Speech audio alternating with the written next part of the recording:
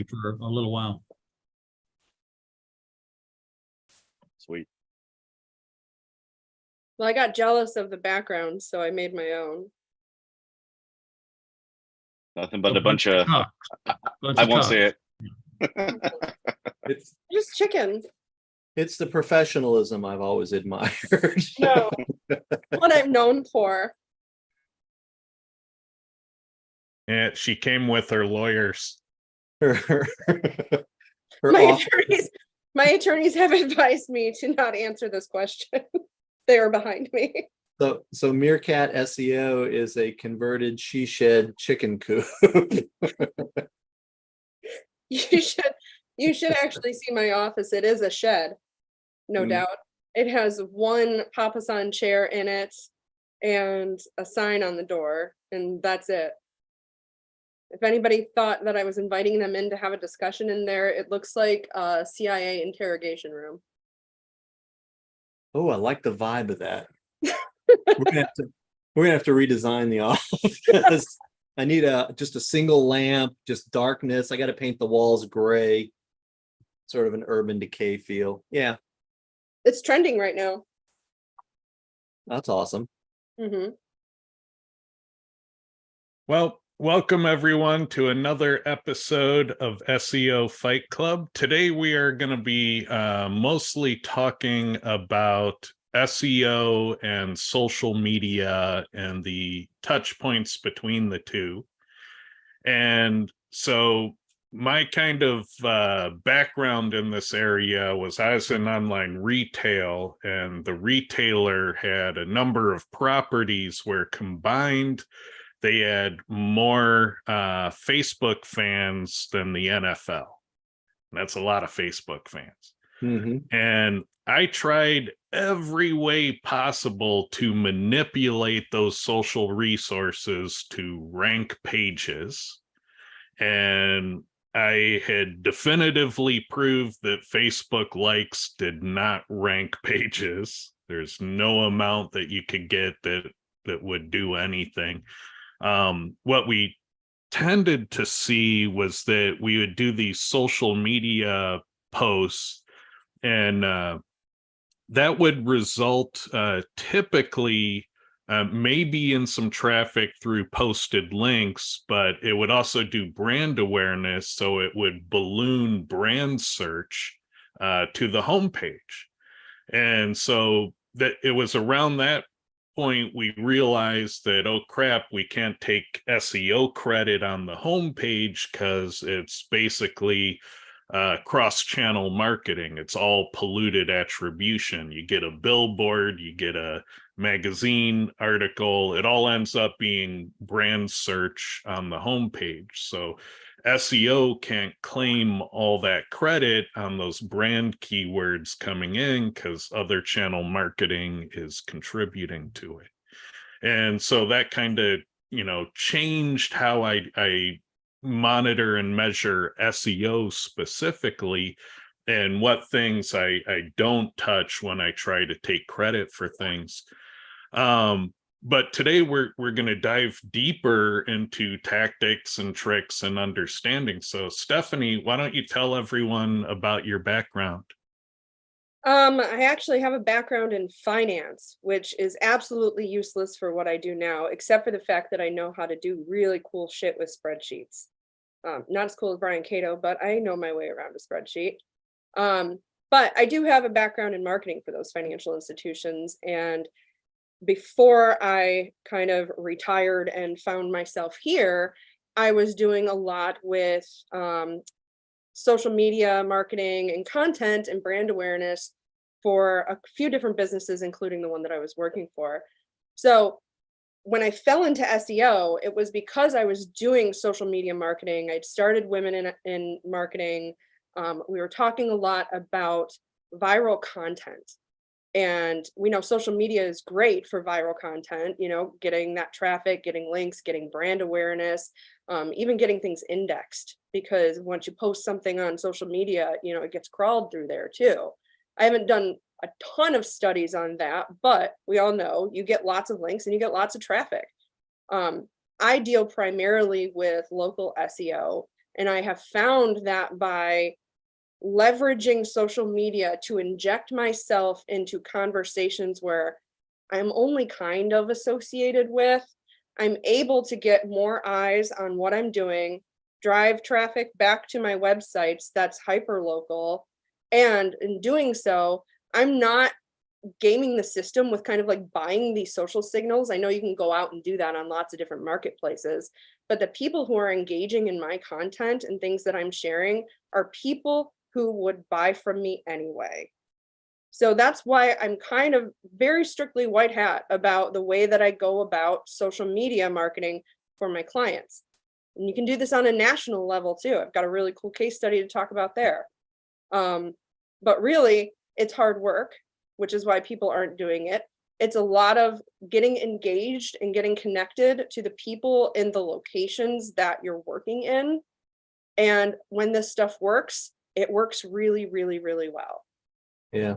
Well, So go ahead. You had brought up keeping it white hat, so I just wanted to touch just momentarily on the dark side of kind of manipulating social media. So the old school black hat was that there would be these sites where you could frame like a news article about Biden, and then you could go to a very Republican Facebook group and you could say, look at what this guy is doing now. And you put the link to the framed article that would have your ads and marketing message wrapped on the article. And it just looks benign. It looks like an article with an ad. Mm-hmm. And so people would kind of manipulate Facebook for getting those ad impressions and that engagement in that way. And that was kind of the dark side. And that's a very old school method. I think the last time I saw it is like Cotton Grammar was talking about it at a conference. And then he didn't even invent it. It predated him. And that was, years and years and years ago. Is there a lot of stuff like that on the darker side that's also in play currently?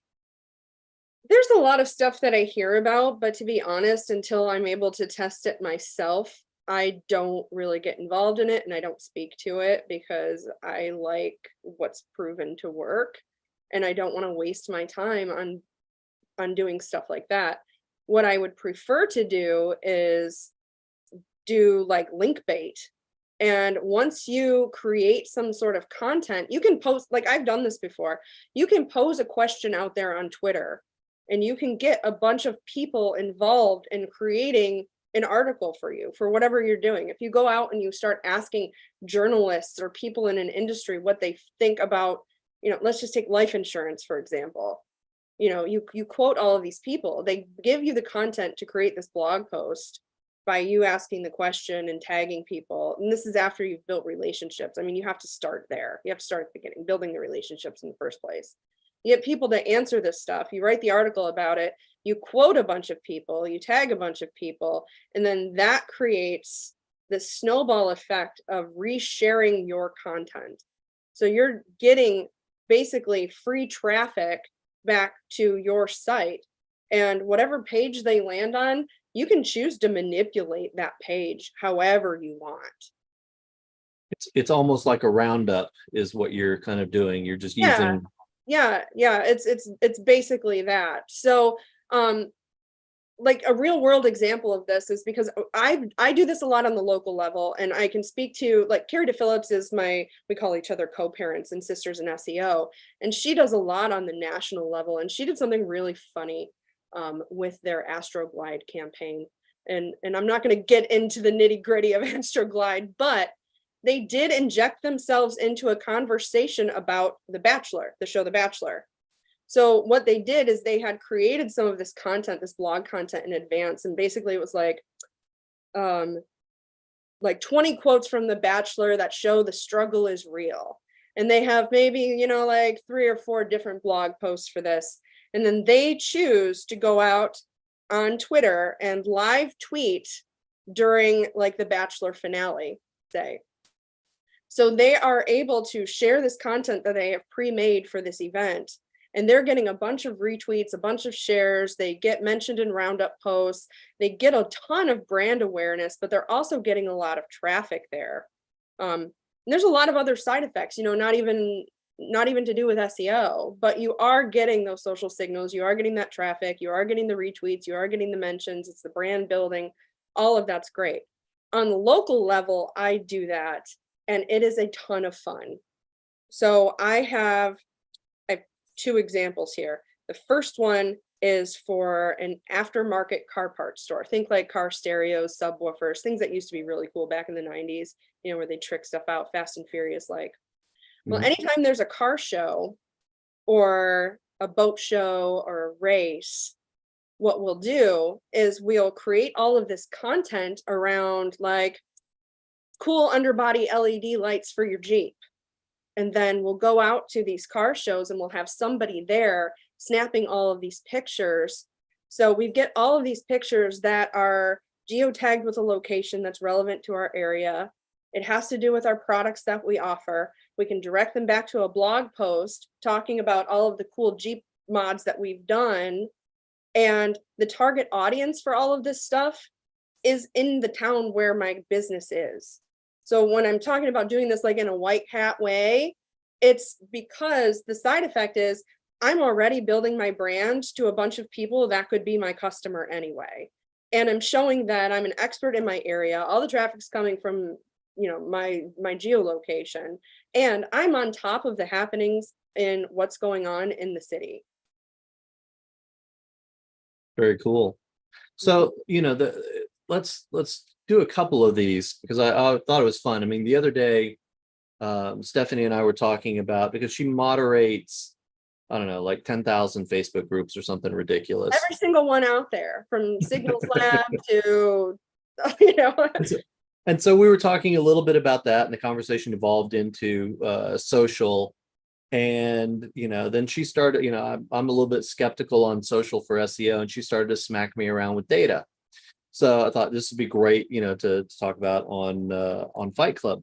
So let's just say that you just got a brand new client. They're a plumber. You're in Toledo, Ohio. So they're a Toledo plumber, and you're thinking about that. So what are you looking for? So if I'm trying to model you, I'm like, that's great for a car show, but I deal with plumbers, so what kind of is your thought process for designing a, sort of a social media campaign event that drives traffic to my website? Well, the first thing that I think of for any business is that I am going to want to clog up the entire first page with branded properties. So anytime I take on a client, I go through and I audit, and then I create every single social profile that I possibly can, because what you get from there is you get a link, and a lot of these properties rank. So if you're optimizing your Yelp profiles, your Twitter profiles, all of those different things, they show up. And Facebook pages, they show up. You can find them, you can manipulate them, you can rank them for certain things. So we start there. And then what I do from there is I start to inject myself in the conversation locally.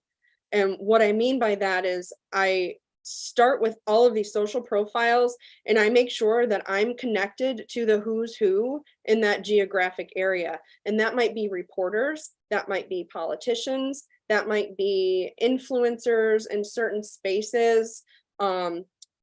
One of the businesses that we're doing is for carpets. Okay, it's carpets, but we have this thing on every Friday sharing photos from local photographers.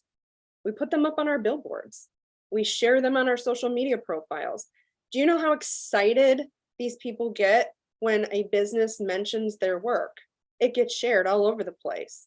And then the more people see you, the more people follow you. You can do that with creating content as well.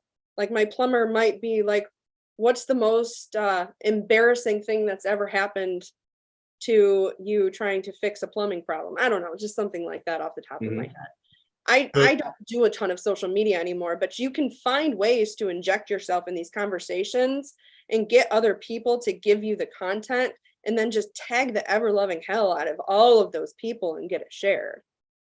So Terry is wondering, for the properties you create, do you name them with the brand or with the keywords or both? I do both. I do both. I always try to inject the keyword wherever possible. Can you give us a hypothetical example? Yeah, actually, there's one locally, and I know that you won't believe me when I say this, but his name is Dick Tapper, and he's a proctologist. So it would be Dick Tapper, Toledo proctologist. We're gonna need proof on that one. You Yeah. can look. You just made him an internet celebrity Hey, I think he did for all that the wrong reasons. So no, he's not a client of mine, but I do know that he exists, and it's very funny. But yeah, I mean, if you're just if you're saying like oh, let's just go with Extreme Tree Service, Oklahoma City Mhm. tree services, or whatever it is. I always just use a hyphen. I don't even try to hide it. I just throw it in there. And on most of these social profiles, they don't care. The only one that you ever really run into problems with is with Google Business. All right, Yeah. so there's got to be some horrible blunders in this discipline. So what are some of the mistakes that people commonly make? The biggest mistake is honestly the people that get on and they just have no nuance. They're very selfish about it. They just get on there and sell. And I've seen this in play with life insurance, and it was absolutely horrifying, and it turned people off. So instead of posting anything except for that, they got on and were talking about doom and gloom. You never know when you're gonna kick the bucket and your kids are going to be orphans. You should probably get life insurance. And like it wasn't the language was a little bit more flowery, but I think you catch my drift with they're just getting on there and just shoving their services down people's throat. And people don't get on social media to be sold to. You Yeah. have to be more subtle than that.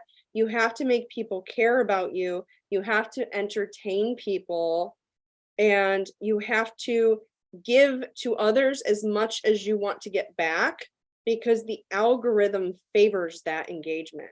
So if you're thinking, I'm just going to go on, I'm going to have Chat GPT write me up a bunch of sales posts, schedule them out for the month, and I'm done, you're going to be a massive failure. Nobody cares what you're saying. They don't care about you. They don't care about what you do. So when you create this content, it can't always, who's really good at this? Creating really bizarre content that gets shared all the time. Have you ever been on TikTok and looked at Scrub Daddy's TikTok? It is Can't say that I have. unhinged. There is not a single thing about that Scrub Daddy cleaning your sink. It is bizarre, but everybody knows about Scrub Daddy's TikTok. And let me tell you, when I go, because they've got this big mascot, that's the big Scrub Daddy, and this thing acts a fool. If the next time that I'm going to go buy a sponge, I'm going to see that Scrub Daddy little scrubby face, and I'm going to laugh to myself, and I'm going to pick that one up, because that is good marketing, because that made me care about it. And now when I see that Scrub Daddy sponge on my sink, I'm like, oh my God, I remember that TikTok. That was really funny. You have to make people care about you first, and you have to give people something in exchange for their business. So do you have some other, that is a very traditional use of social medias for branding, it's to build that sort of stuff up. Mhm. I don't care about any of that crap. I just care about SEO. Yeah. So, what are some other ways that you can see social media driving SEO results? What are some of the little strategies that you would use with, a national company, for example? Because you've given a couple of local examples. Yeah. I mean, the national example is obviously with like the Astroglide campaign and driving traffic. So Yeah. if there's some way that you can insert yourself into an already viral event to get that traffic to talk about, inject yourself with a certain keyword. Here's another example that Carrie gave me is that, did you know that artificial tears, they use Astroglide for that? So when you see people crying on camera, Astroglide is not very irritating, and they use that.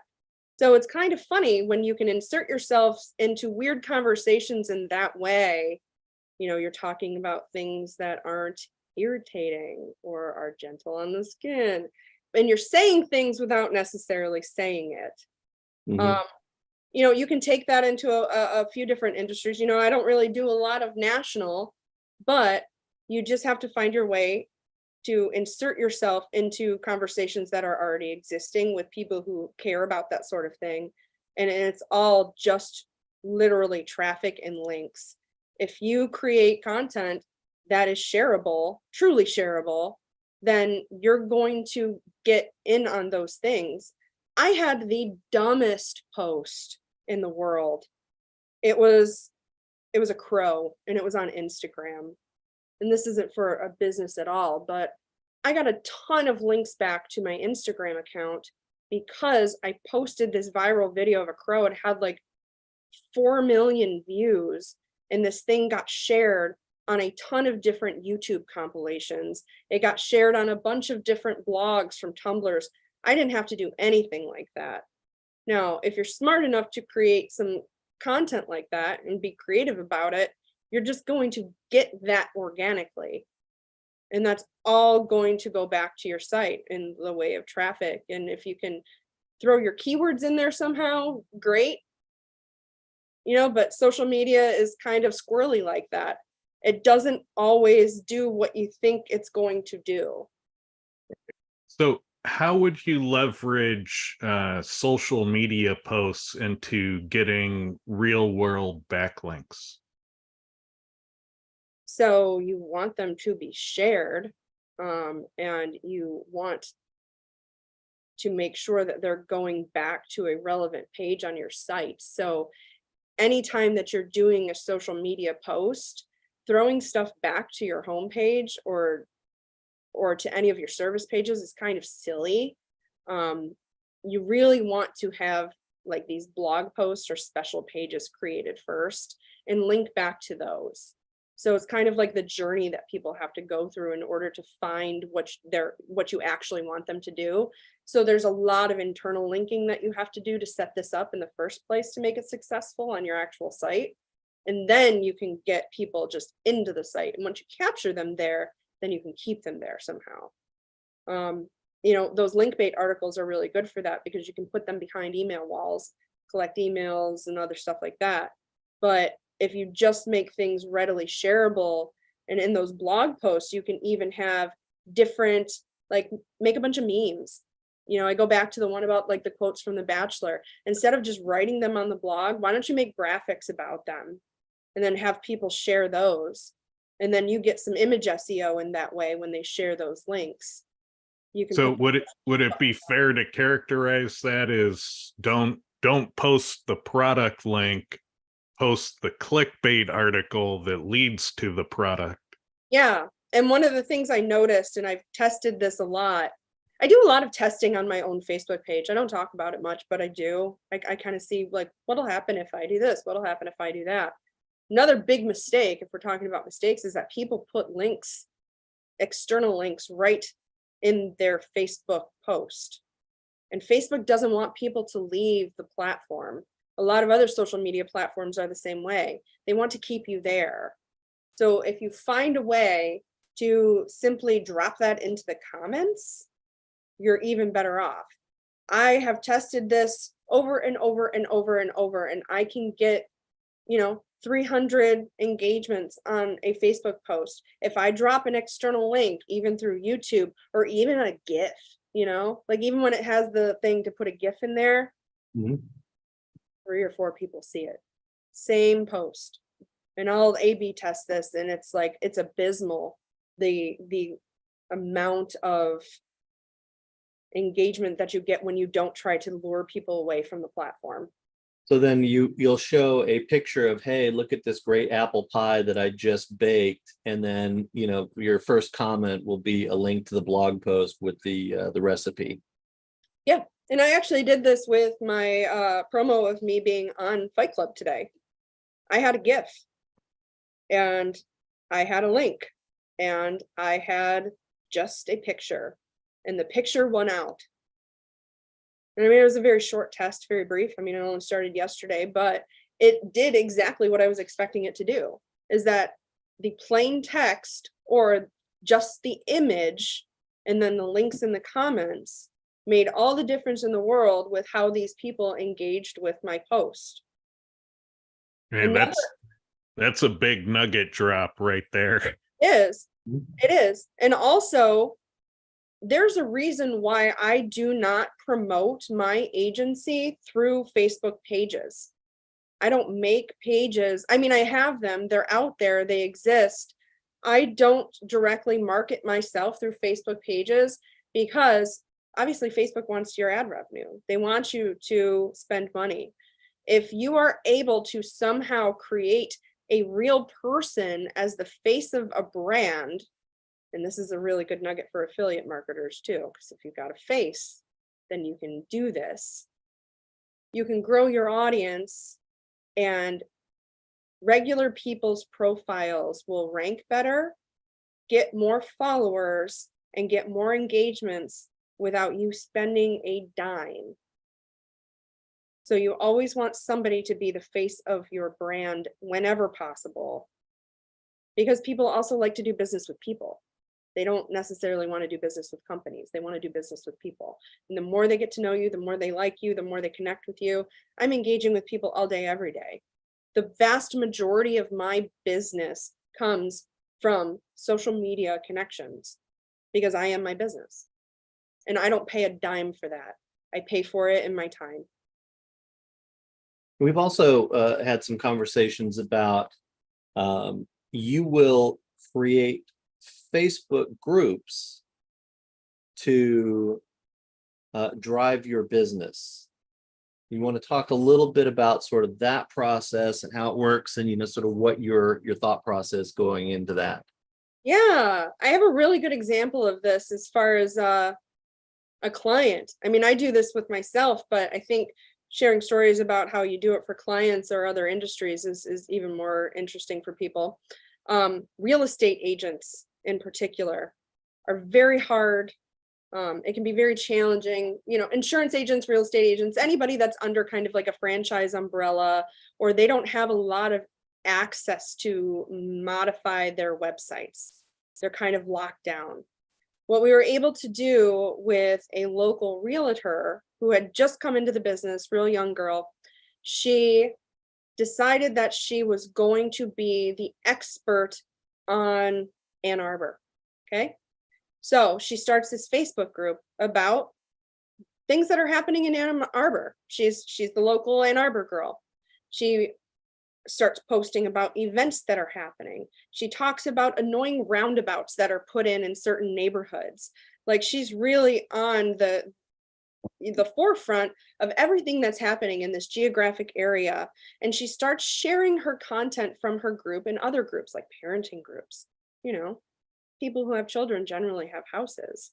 So these people are following her blog posts about things that are happening in the area, see her as, wow, she really knows this area. She's a real estate agent. Every so often she would just kind of soft drop a house that she was selling. She would ramp it up sometimes, talk about, I do this. She would just drop it in there. And she already has this huge following because people care about what she's posting. They're sharing it. They're sharing it on social media. They're sharing her monthly blog posts about all of the events with all of the links where you can go to sign up to get tickets, or if it's free, or if it's child friendly. And everybody saw her as the local expert. So obviously they want to work with a real estate agent that really knows the area. This was a wildly successful campaign for this person. And she's still doing it. She's like the girl in the city.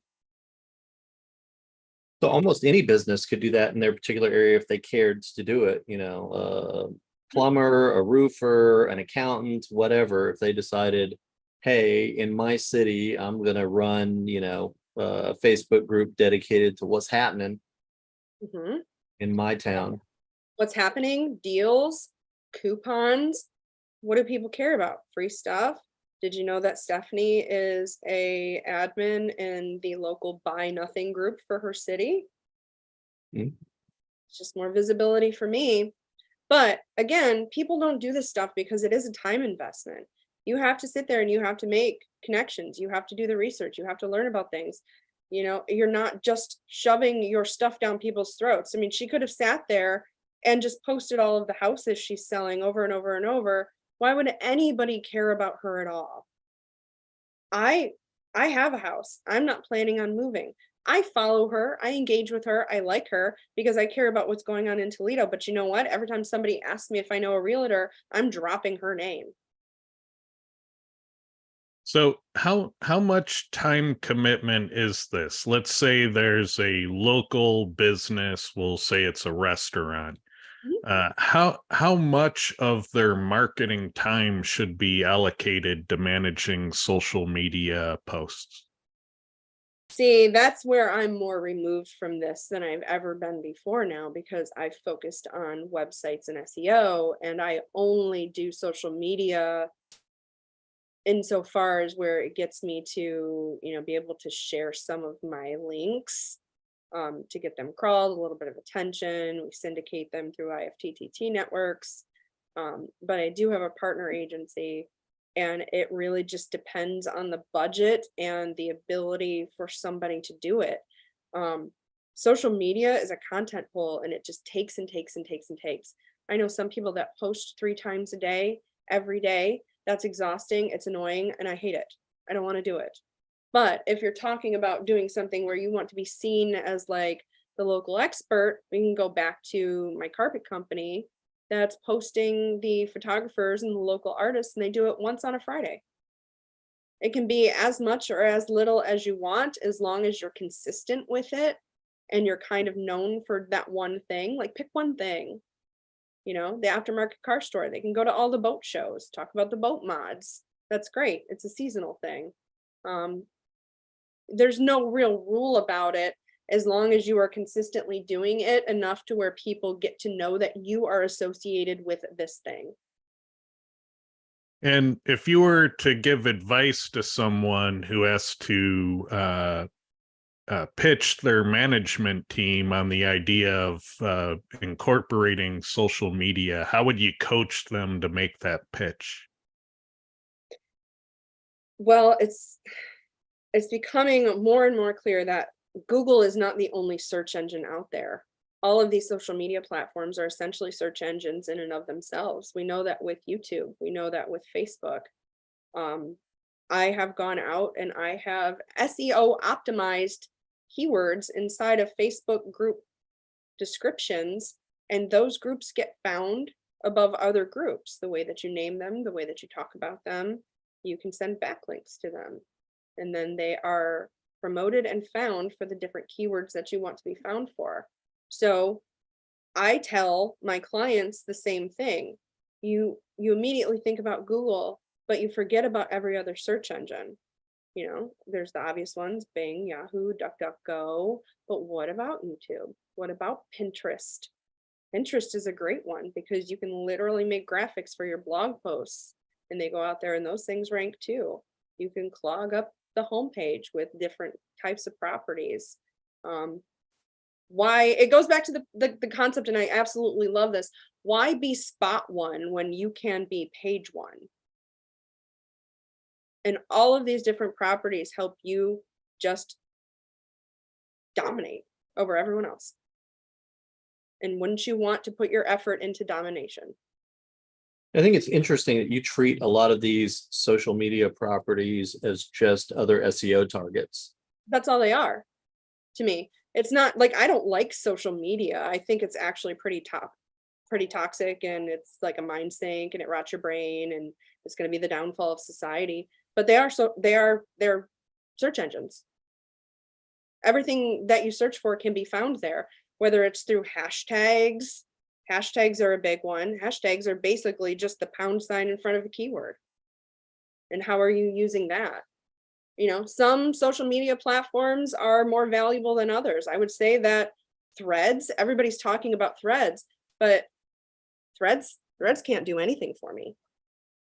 Threads profiles don't have very good descriptions. If you go out and you look at like Liam Hemsworth or Oprah, like you can find their Threads profile, There's not a lot of information on it. And sure, you can get URL links for the posts, but they don't really do much for you. It's not like on Twitter where those posts rank. It's not like that. So you have to be careful that you're not treating every single one of these platforms the same way, because you can't hashtag on Threads. So I don't think Threads is going to necessarily be that valuable to people. It's not valuable when it's hard to find information you're looking for. And all of that is SEO. SEO is just what's making it easy for people to find what they need. So should people be using ChatGPT to make their social media posts? So yes and no. Yes, in the fact that it makes the content creation really easy and it gives you some good ideas, especially if you're in a time crunch or you just need some help with it. ChatGPT can also add emojis, which are always really fun, but ChatGPT spits out average, boring content. Nobody cares to read it. And a lot of the times, people like us, we can read a post and know that was made with AI. They sound the same. They have the similar flow. They have all of that. So what I do is I use it for topics and I use it as a jumping off point. I love being an editor. So if you have that jumping off point, then you can tailor it to what's my unique, business value proposition? What's my keyword? What's my target audience? You have to manipulate it in some way. But I'm super pro AI, but AI is average. And I don't want to be average. I want to be better than average. And that requires a brain.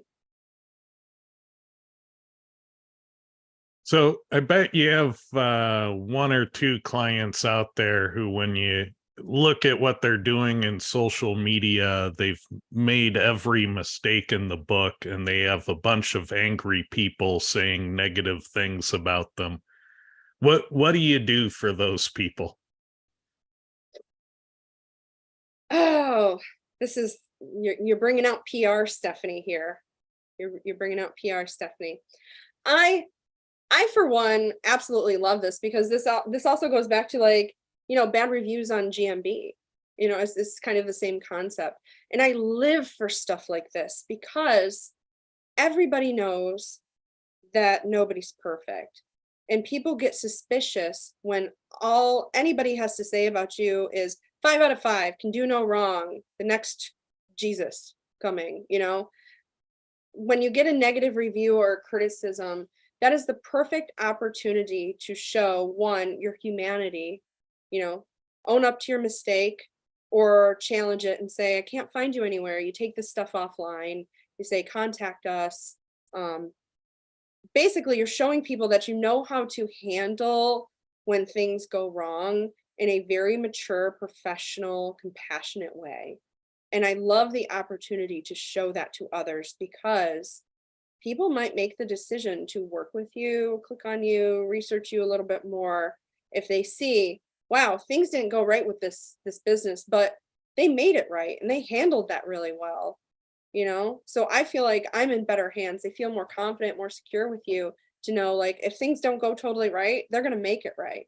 It doesn't always have to be perfect, but at the end, I'm going to enjoy working with this business and I trust them a little bit more.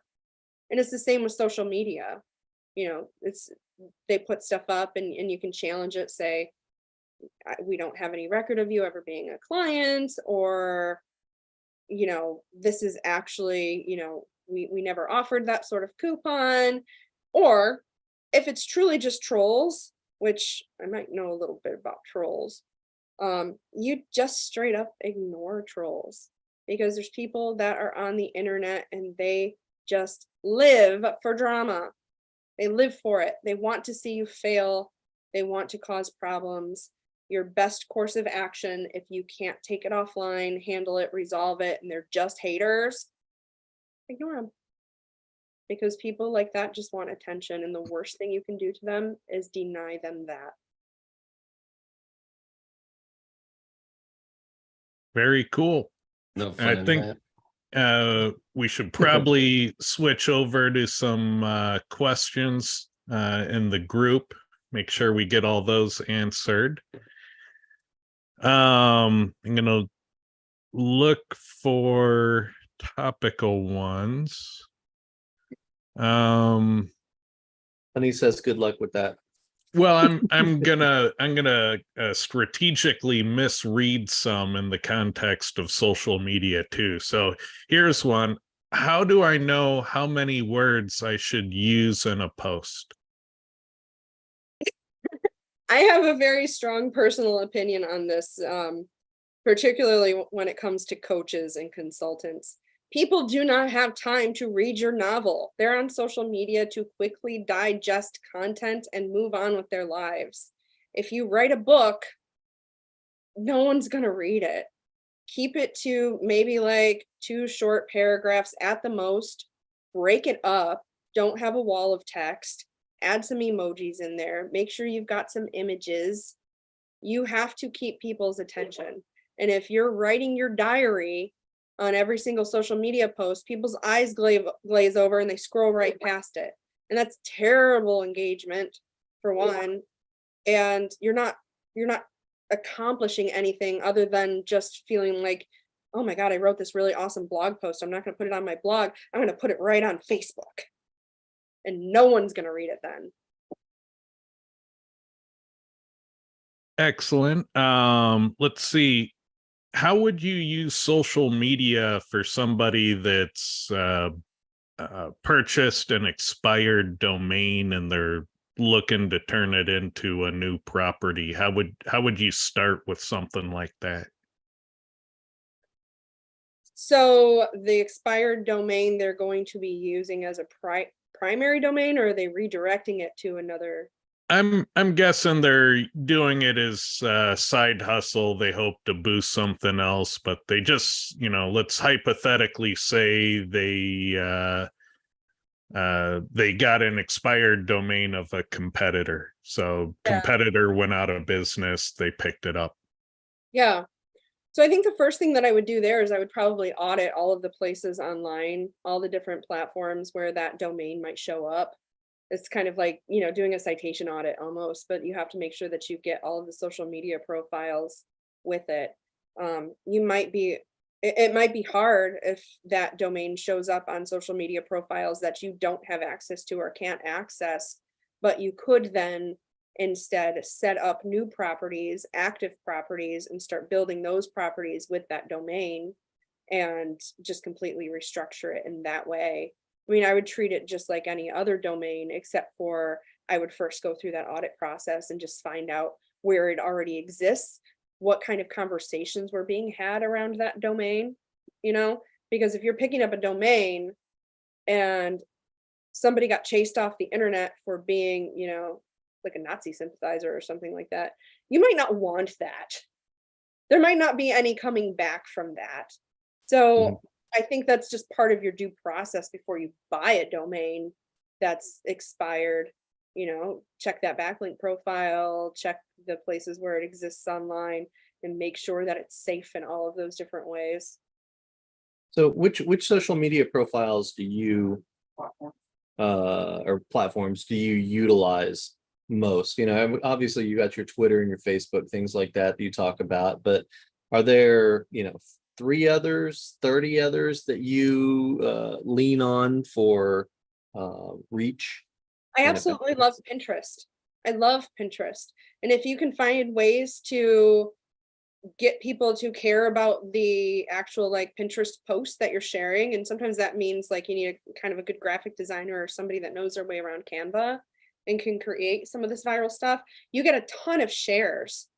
And I have had backlinks show up in Hrefs from sharing content on Twitter and Pinterest. So I know that works. Tumblr is a good one. There's a lot of kind of niche local directories that also work for those sort of things. You can also find ones in town. But yeah, Twitter, Facebook, Instagram, Pinterest, TikTok. As much as I hate TikTok, you can rank a TikTok profile. Threads, I'm not sold on. And I really, if somebody disagrees with me I would love for them to chime in here, but nothing that I have done so far has moved anything with Threads, and I don't really see the value in using it. But there's some other ones that are out there that I haven't played with much, simply because Twitter is it. And also, I love that journalists kind of hang out on Twitter. It's just like where they all are. So if you're looking to get anything shared with national campaigns or with affiliate, you can really connect with those journalists on there and get some eyes on your stuff.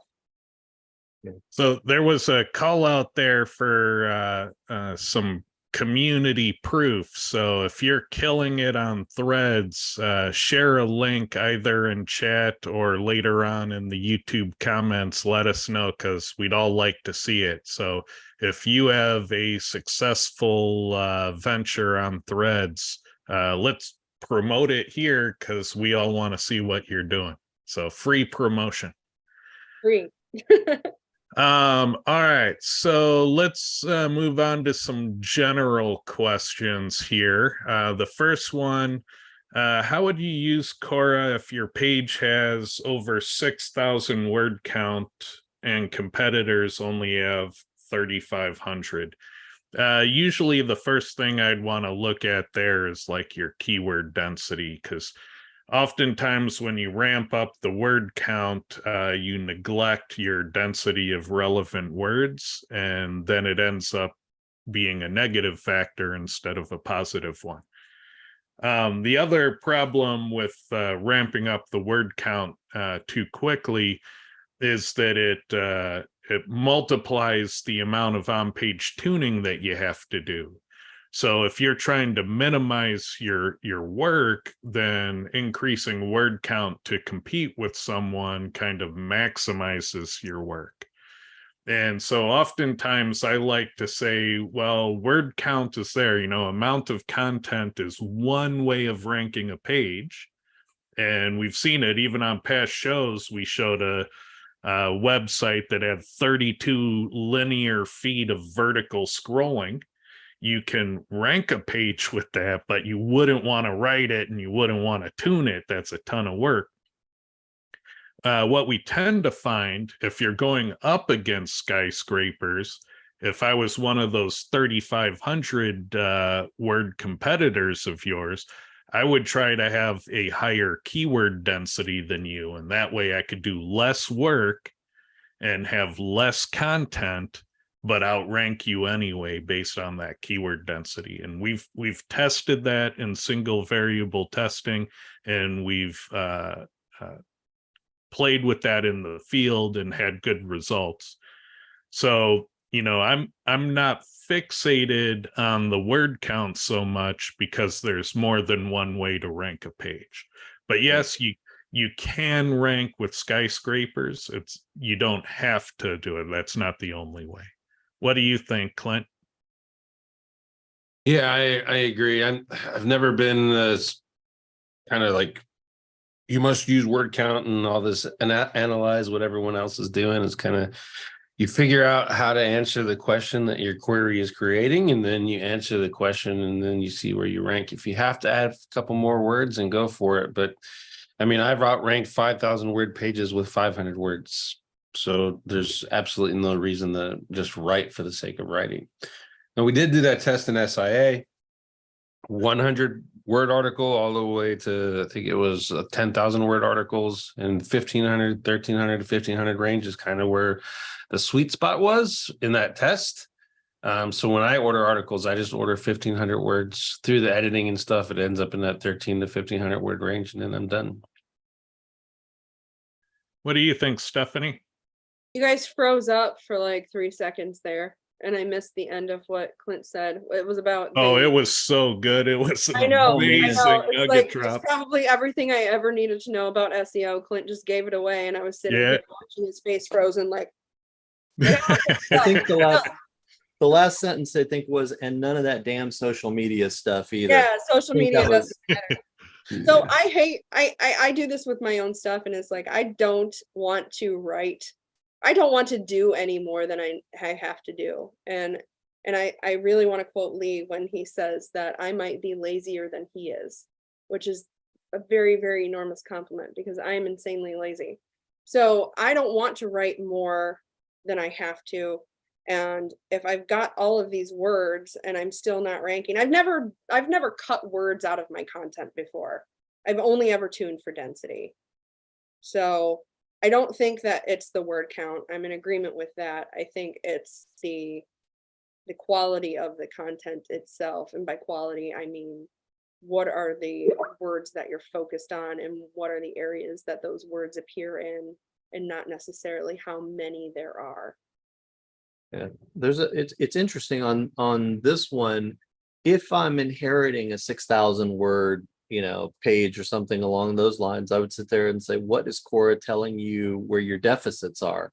So, do you have, the right internal linking? Do you have, the correct number of images? Do you have alt text on your damn images? Do you have, there's things that Quora will point out where there are deficits that are not necessarily related to the word count. So if you've got 6,000 words and you're not ranking as well as you want, what are you missing? That's what Quora is absolutely brilliant at doing. But Honey just pinged me. She said there's a question out there that I'll throw back at Stephanie. Have you ever used Quora to optimize a social media profile? Maybe. And that social media profile, not profile, I should say, it's a group. It's a group. And I know that Google likes this group because I asked Bard about it. And it showed up in the list of top groups. And it's not necessarily the group that has the most users. So I'm assuming that the tuning played a role in that, as well as probably some other, like we do a lot of stuff with like backlinks and media mentions. And I don't know if people necessarily do that with Facebook groups. So it's hard to tell exactly, but you can do it. And it's not a bad idea, and it probably works. Yeah, I'd never thought about doing that treating that as a page to optimize that way. You just have to think about it. It's like exactly what you said. Off page is just doing on page on a property that isn't your site. And social media platforms are exactly that. So the next question, any discount codes for the upcoming SEO conference in Vegas? Yes, Kubitis 50, KUBAITIS 50. You could probably do Witcher 50 or Butler 50, or maybe it's Clint 50. Who knows how they set it up. But you can find your favorite speaker and they probably have a similarly formatted discount code. And I believe it gets you a percentage off the ticket and a percentage and the room rate for the hotel. So yeah, definitely ping them if you're having difficulty getting the discount, and they can help you out. And that's at digitalunfiltered.com. That's Craig Campbell and Chris Palmer's first conference. And so it's bound to be off the hook. So it's probably going to be a crazy event, and I would expect nothing less from Craig Campbell. I will be there too. I'm not speaking, but I will be there. So if anybody has any other questions about social media, leveraging groups, you might be able to track me down and buy me a drink, and I'll share some more secrets. Oh yeah, we're all going to be hanging out at the bar talking shop. So that's one of the best parts of these events is doing that. And my topic is going to be putting SEO into easy mode. So I am going to give tactical advice on how to keep it simple and get fast results. And it's going to be a killer presentation. I think it's going to be one of my best. So highly recommend it. I think my talk alone is worth the cost of the ticket. And so I'll say it again. It's a challenge because I want these guys to try harder to get best in show. I'm going to give the worst presentation ever. You know what? I'll let's make that a side bet, Clint. Which one of us has the worst presentation? When I presented with Brian Cato at Mastermind Mansion in New Orleans, the title of our discussion was "The Okayest Link Talk Ever." Harnessing the power of meh. We were like, we're going to go into this just completely mediocre. Absolutely mediocre. That's the way to do it right there. So, Lee, what's your topic? If you can rank, you can bank. You know, it's because you know it's focused on a lot of affiliate stuff. I'm going to go through some mistakes that I've made in affiliate, and you know, some of the considerations before picking a particular market, and you know, a little bit of SEO related to that as well. So you just gave me a really good idea on leveraging social media for affiliate marketing and creating personas. This might be a good topic for a talk, not at this conference, but possibly the next one. nice. Have you picked a topic yet, Clint? Well, I forgot all about it. I'm speaking at HOFU in September. Semantic Masteries Conference. It's in Boston at the end of September. So I wanted to do something really good for those guys. So I figure I'm going to practice at Digital Underground, and I'm going to combine my SEO stuff with my link building stuff, and not my schema stuff with my link building stuff to show how that all ties in together now.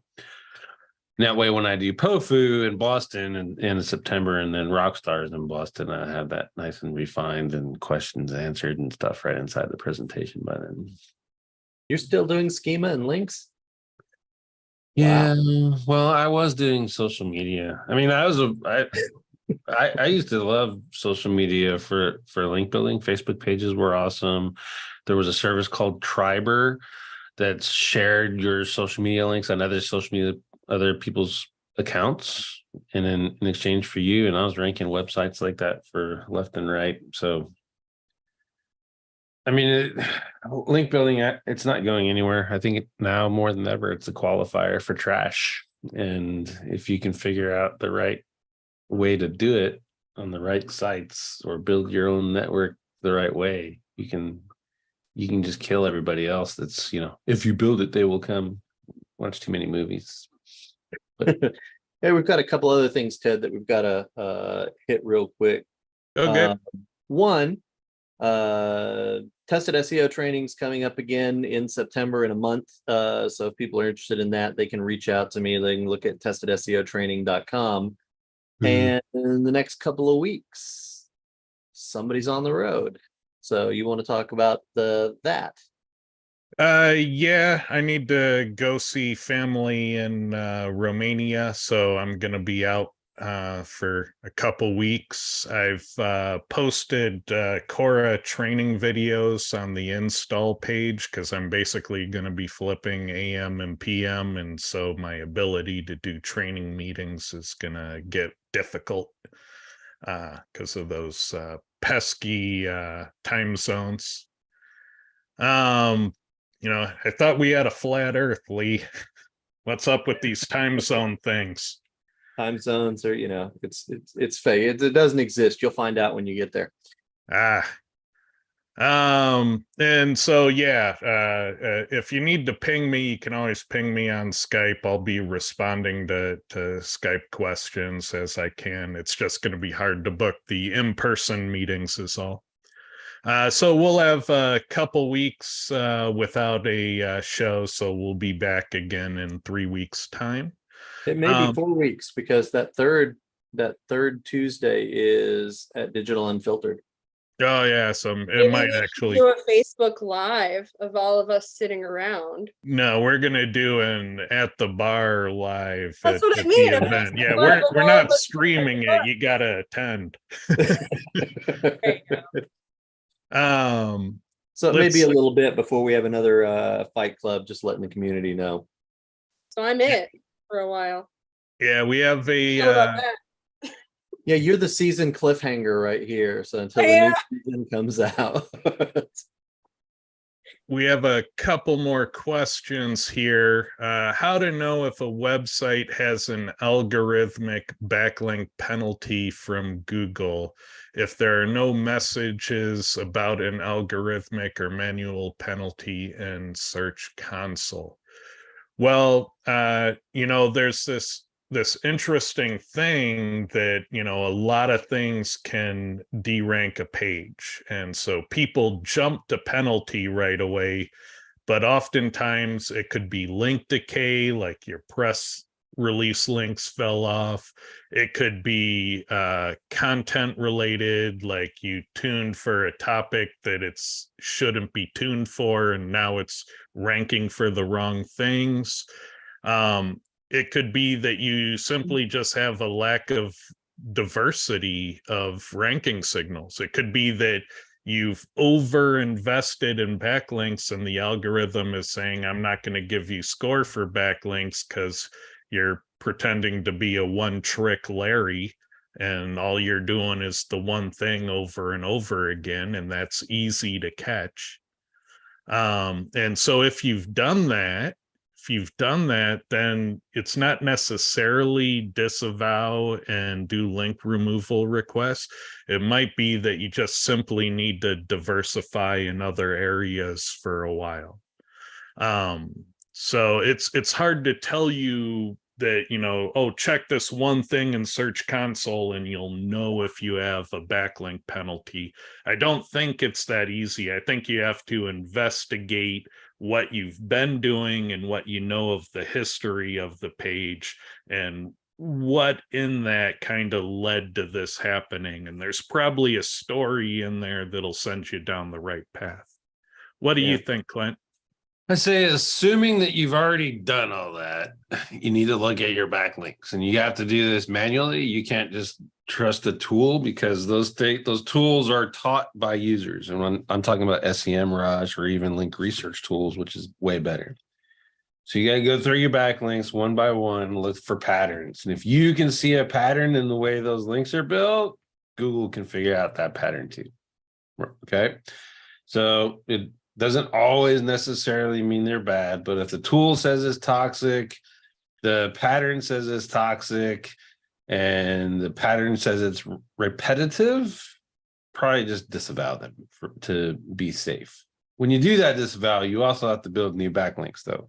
So disavows don't just magically bring your rankings up. They're removing links to your website. So you have to build new backlinks at the same time as that disavow is processing. So that's, put those two answers together, and that's where I look when I'm doing link recoveries. So what do you think, Lee?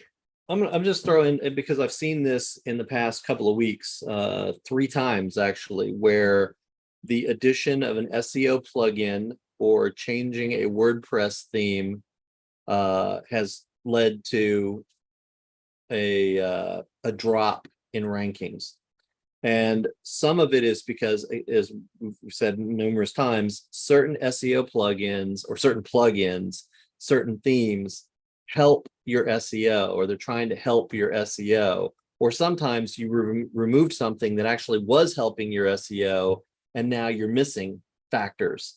And people don't tend to think of something as innocuous as, oh, I just added this, this header footer plugin or something like that. It doesn't do much. It just does X, Y, and Z. And like, well, you might not know what else it's doing. And, the search engines might take a different view of how helpful it is. So we've seen that, like I said, 3 times in the past couple of weeks. Was it you last week who had the tip of compare a current Quora report to the Wayback Machine of how it used to be and see what's different? Yeah.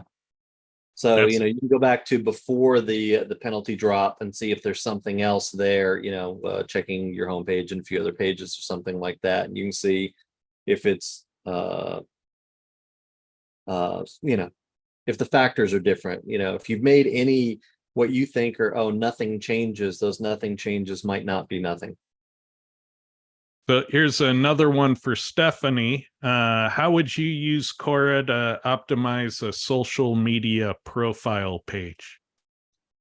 Okay, it's the same as trying to optimize a page on your website. So obviously every social media page has a topic. So if you're trying to optimize a Toledo plumber page for a Toledo plumbing business, you're going to run the Quora report for Toledo plumber, and you're going to see what Quora has to say about the things that you should say about plumbing in Toledo.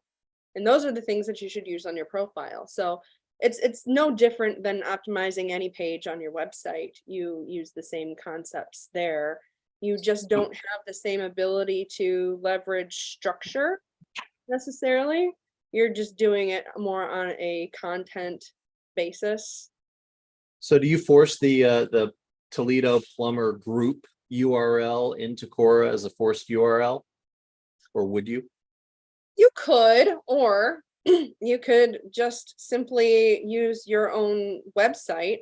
So the way that I've done it is I've always just taken whatever I would optimize, like the homepage or the primary service for, and I just take that information because I've already ran it, and that's what I would optimize for. I mean, it's not, you can't think too hard about it because it isn't a web page. You're not going to add schema to a social profile, and if you can, please freaking tell me. I would love to know if that's possible. But Well, I know that Facebook groups don't index. And when you build links in them, that doesn't do anything for you, but pages and profiles do. So to build off of, and I've never done it before, so this is just an idea coming off of what Stephanie's telling you. If you run a Quora report, you're going to get a list of the yay keywords and entities and LSI, and you feed that to ChatGPT, for example, and on your Facebook page, you create enough posts to cover all of those topics and just populate that page with that post. With those posts, in theory, you've added all the content like Stephanie's told you to. Facebook groups index. No. You don't think they index? No. Uh-oh. Fight. Fight. Ding, ding, ding, ding, ding, ding, ding. Round In one, this baby, let's corner. go. What makes you believe that they don't? Because they haven't forever. So SEO Signals Lab. But if you go look up sisters in SEO, you see the group, you see the name of the group, but you don't see any of the posts or anything like that. okay, so the posts are what you're talking about. Yeah. I mean, the post is what the value is there for you. So if Yes, but if the you have a videos- group, Videos do. The Mhm. videos do show up. I've never seen a video in there, but is there videos for in SEO Signals Yeah, Lab? right now. Let's see. Public group. SEO Signals Lab is public. Where's the video? Hold on. I'll just do this. No, I can't share it because Ted's locked me out. Oh, 1 second. Let me fix that. Yeah, Ted does that. He's All power right, hungry. should be fixed. Share screen. All right, let's do this because mine's huge. All right, so there's the group. No post in it, so let's find the post. I want to do something older. This one's assuming that it's there. Let's see. It's not going to give me a link. Let's see if this opens. Done.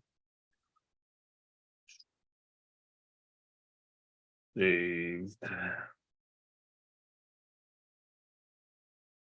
And there's the permalink.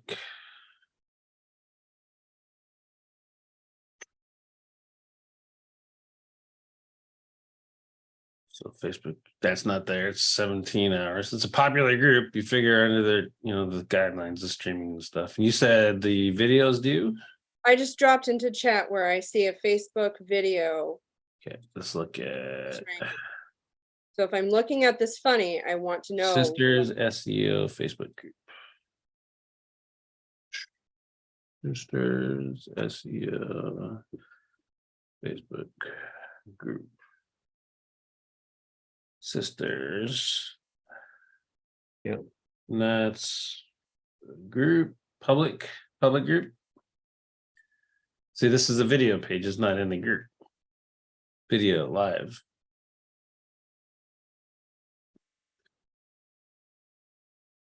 Which is good because I've never tested the live video stuff. Oh, you yeah, I mean, the found- group is private, so none of the content in the group is ever going to be able to be shared because it's not an open group. It just depends on the Yeah, but group. your video is here, so your video is not in the group. You can rank videos. Yeah, so this video is separate from the group. Mhm. So let's see. There are pieces, is what I'm saying. is Women's there's and different pieces on IT. social See, media. this is part of a page. That's why it's showing it. Women's IIT page. There's your video. You uploaded it. Now it's on your video page. So that's why it's in the index. So that's good because I have never really checked in the videos over there. But yeah, groups are not indexing. What would And be the- cool is to your point, let's say you had this video, you could run it on. I mean, this is pretty vague, so it should rank automatically, right? But if you did another video on whatever knowledge graph, for example, and then go into the comments after your core report and add all that information for the comments and see if it improves the ranking of the video. Would be an Oh. interesting test, wouldn't it? Yeah, that'd be cool. So, Clint, do you think there's any possibility that canonicalization games could forward schema to Facebook URLs? I have not figured out how to do it yet. The closest we got was putting a schema in images in hex code. The problem is all these sites optimize the images and it rips everything out of it. Mhm. So that was the closest I ever got to figuring out how to integrate schema into this whole thing. There used to be notes. If you remember Facebook notes, and you could put schema in there and kind of play with it, but at the end of the day, it was just a note with schema in it. So And what do you think about the current state of Google sites? Do they still work well? who are we asking? I was asking you because you tend to be Okay. more up to speed on that. Yeah, they work. I mean, there's some different methodologies going around right now, like build them like crazy and make all these retarded stacks and everything versus create one for your brand and then mirror your pages versus, make little tier networks out of them, etc. And all of those methods do work. The problem they get into, or the problem that I have with them, is people are creating like 100, 200, 300 of them and going, look, these don't work. You have to build backlinks to them just like any other website, or else it's a nothing burger link. 0 + 0 = 0. All right. And I Yeah, think guys. that's it. Should we put this video on Facebook and see? Yeah, that'd be awesome. Yeah. Just have to figure out a Feel free to keyword. run an experiment with the episode. I That's think we fine. should. I think that would be fun. Yeah. Yep. We just have to figure out a keyword to rank it for. Plumber SEO. Come on, SEO Toledo. drop some links. That's in there. all. Well, Any URL. All good. Well, this Mark all right. Plumber, it's all good. is Dick Tapper real? How's that? Like Clint would want to know. Inquiring minds want Yeah. to know. the legend of. Dr. Richard Did. Tapper. It's gonna be on Black Hat World now. Yep. Well, thank you so much for being on the show, Stephanie. I That's appreciate been it. wonderful. Invite me back anytime. Oh yeah, absolutely. Thanks. All right. And with that, thank you everyone. We'll see you in about a month. See you in Vegas.